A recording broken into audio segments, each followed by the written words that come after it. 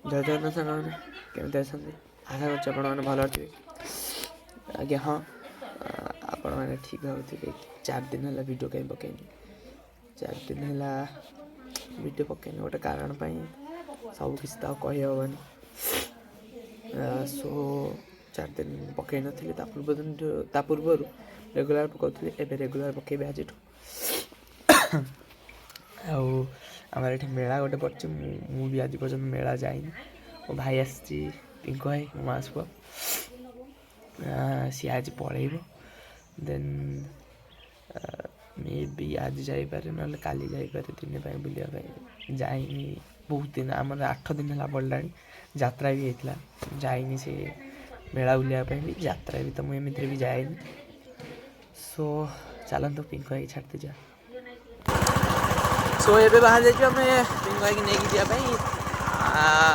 ପିଙ୍କୁ ଭାଇ ନଗଲେ ହେବନି? ଏବେ ବି ଟାଇମ୍ ଅଛି, ଆରାମସେ ଗାଡ଼ି ବୁଲେଇବି, ପେଣ୍ଟ ଖୋଲିବୁ, ଘରେ ରହିବୁ ପୁଣି ଆଜି। ଖାଲି ବାୟା ହେଉଛି, ଖାଲି ଘରକୁ ପଳେଇବ। ଆସୁଛୁ 3 ଦିନ ହେଲା, 3 ଦିନ ହେଲା ଆସୁ। ମୁଁ ତମ ଘରକୁ ଗଲେ ରୁହେ ନା ନାହିଁ, ବାଉଳା ବାଉଳା ହେଉଛି। ରହିଯା, ଯିବା ଆଜି ମକନପୁର ଯିବା। ଆଜି ତୁଳସୀ ଗଣ୍ଡାଟେ ପଟେ ଦେଖିବା। ମୁଁ ଜାଣିଛି ଇଏ ପରେ ଆଉ ଆସିବନି, ଏଥିପାଇଁ ମୁଁ ଟିକେ ବାଧ୍ୟ କରିଦେବି। ଯିବା ଷ୍ଟେସନ୍ ଛାଡ଼ି ଦେଇକି ଆସିବା ଆଉ। ରହିଯା ଟିକେ ଘଣ୍ଟା ହେଲା ବସିଲେ, ଅବିକା ଗାଡ଼ି ଆସିବ। ଭାଇ ଏବେ ବି ଟାଇମ୍ ଅଛି, ଯାଅ ନା। ପଳେଇବ ଖାଲି କହୁଛି। ହଉ ଠିକ୍ ଅଛି, ମୋତେ କହ କେତେବେଳେ ଆସିବ। ପଠେଇଦେ ମୋତେ ପଇସା ପଠେଇ ଦେଇଛି। ହଉ, ଆଉ କେବେ ଆସିବ?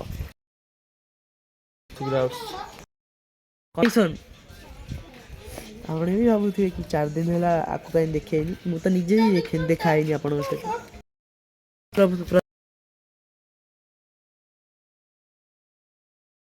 ଟ୍ରେନ୍ ଆସିଗଲା।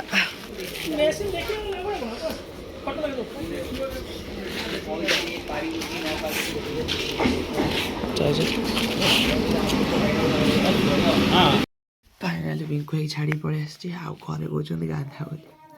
ଏଠି ଶୀତରେ ମଣିଷ ଗାଧେଇବ? ମାଲୋ, ମୁଁ 2 ଦିନ ହେଲା ଗାଧେଇନି। ଏଠି ଶୀତରେ ଗାଧେଇବ, ଦୁଃଖ ନାହିଁ, ମୁଁ ଗାଧେଇନି। ମନା କରିଦେଲି ମାକୁ। ଏଇଠି ଆମର ଗ୍ୟାସ୍ ଷ୍ଟେସନଟା, ଚାଲ ଯିବା ଭିତରକୁ। ବନ୍ଦ ହେଲେ କାଲିକି ଆସିବି, ଯିବି ଘରକୁ ଆଉ। ସରି, ଆଜି ବେଶୀ କିଛି ମୁଁ ଦେଖେଇ ପାରୁନି ୟୁଟ୍ୟୁବ୍। ଏତେ ଦିନ 3-4 ଦିନ ପରେ ବ୍ଲଗ୍ଟା କରୁଛି। କାଲି କତିରୁ ଭଲସେ ଆସିବି, ଆପଣମାନେ ଦେଖିବେ। ଠିକ୍ ଅଛି, ଭିଡ଼ିଓଟାକୁ ଏଇଠି ଶେଷ କରୁଛି। ଜୟ ଜଗନ୍ନାଥ, ଧନ୍ୟବାଦ, ବାଏ।